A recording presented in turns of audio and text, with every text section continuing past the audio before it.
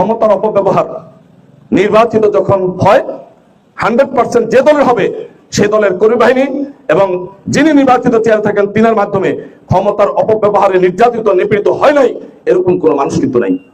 আর আমি আপনাদের কাছে আজকে প্রতিশ্রুতি দিচ্ছি, লিখে রাখেন, রেকর্ড থাকতেছে, প্রচার হবে।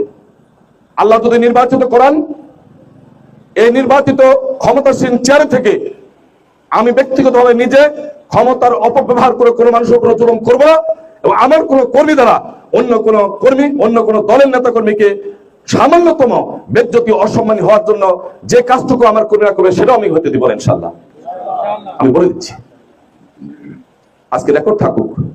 গতকালকে আমরা নাহিদ সাংবাদিক আমাকে প্রশ্ন করেছিল, আমি বলেছি আল্লাহ যদি নির্বাচিত করে, বিগত ইতিহাস নির্যাতিত নিপীড়িত মামলা দেওয়া হয়রানি করা এটা নিয়ে ভাবনার কিছু নাই। 5টা বছরের জন্য গুরুদাসপুর এবং গোড়াইগ্রামবাসী সময় দিবে। এই 5টা বছরে দিন হিসাব করলে, ঘন্টা হিসাব করলে আমার কাছ থেকে বলে যেতে হবে আমার ভাবনা হচ্ছে গোড়াইগ্রাম গুরুদাসপুরকে নিয়ে ভাবনা, এবং এই সময়টুকু কাজে লাগিয়ে নিজের নামটা স্বর্ণ অক্ষরে লেখা রেখে আমি গুরুদাসপুর এবং গোড়াইগ্রামবাসীকে প্রমাণ করে দিব 53 বছরের নেতৃত্ব হচ্ছে আমরা ওলামা ইকরাম নির্বাচিত হয়ে এমন নেতৃত্ব, এমন উন্নয়ন, এমন সেবা দিচ্ছে যে সেবাটা স্বর্ণ অক্ষরে লেখা থাকবে ইনশাআল্লাহ। আজকে আপনাদের সামনে কথাই বলছি, এই কথাই বলছি। অতএব বিগত সময় নির্বাচিত ভাইস চেয়ারম্যান ছিলাম, ভারপ্রাপ্ত চেয়ারম্যান চেয়ারে ছিলাম। উপজেলা পরিষদের গাড়ি নিয়ে এই গোড়াইগ্রাম উপজেলার এমন কোন গ্রাম নাই যেখানে যাই নাই। পরিষদের শীত বস্ত্রগুলো এখনো এসে পরিষদ থেকে নিয়ে যেতে হয়, আর আমি কিন্তু গাড়িতে করে করে মাদ্রাসাগুলো পৌঁছায় দিয়ে আসছি। হাফিজি মাদ্রাসা প্রত্যন্ত অঞ্চলে জুনাইল বলেন, চান্দাই বলেন, আমার গোড়াইগ্রাম বলেন, হাফিজি মাদ্রাসার এতিমখানা ছাত্রদেরকে আমি নিজে পৌঁছায় দিয়ে আসছি। কারণ ওই মাদ্রাসার শিক্ষককে টাকা খরচ করে উপজেলা পরিষদে আসতে হবে না।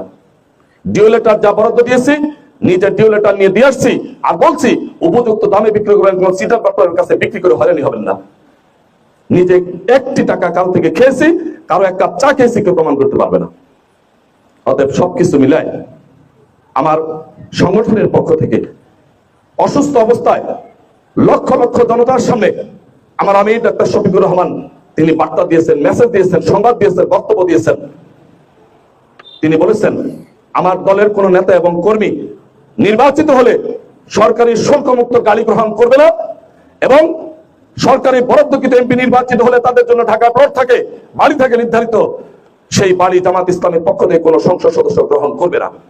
শুধু তাই নয়, এর পাশাপাশি আরেকটা ঘোষণা দিয়েছে, অর্থনৈতিক অবকাঠামোগত দিক থেকে কোন জামাত ইসলামের এমপি নির্বাচিত হওয়ার পরে যদি তার অর্থনৈতিক কোনো পরিবর্তন আসে, সেই পরিবর্তনের ক্ষেত্রে যদি কোনো বৈধতা না থাকে, রাষ্ট্রীয় বিচারের আগে জামাত ইসলামী তার বিচার করবে।